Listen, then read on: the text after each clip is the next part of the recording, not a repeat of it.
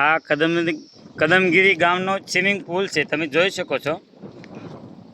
અમે પહેલાં નાહી લીધા આમાં, પછી શૂટિંગ શરૂ કર્યું, કેમ કે નાતા તો અમારે કેમ શૂટિંગ લેવું। અને તમને અહીંયાથી કોળામાં બતાવું, 1 જ મિનિટ।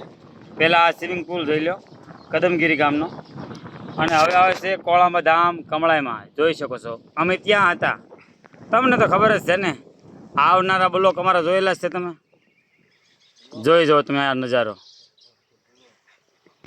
તો આ રતન ચોક છે, તમે અહીંની રતન ચોક તો જુઓ મિત્રો, આ અલગ પ્રકારની રતન ચોક છે, પાણીની બાજુમાં જ છે, થડો થડ।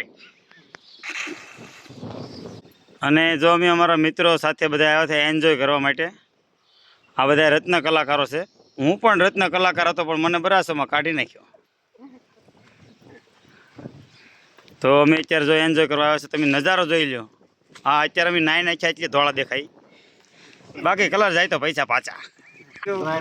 અને આ વડલાની ટેટી છે, ટેટી લાલ કલરની હોય, જો મિત્રો તમારે સુરતમાં કે અમદાવાદમાં નહીં મળે જોવા, લાલ ટેટી। જો મિત્રો આ રાણ કહેવાય, અને આમાં રાણ આવે બહુ મીઠી।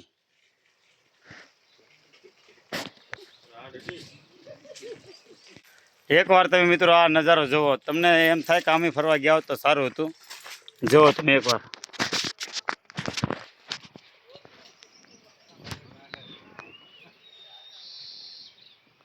કમળાઈમાંનો ડુંગરો છે, કાંઈ નો ઘટે મારા વાલા। અને આ કદમગીરી ગામનો રસ્તો હવે આવી ગયો, પંકજભાઈ પરમાર, એવું ન કહેવાય। તમે ક્યારેક આવો તો આ લોકેશન પર આવી જજો, એટલે તમારે કોઈને પૂછવું ન પડે।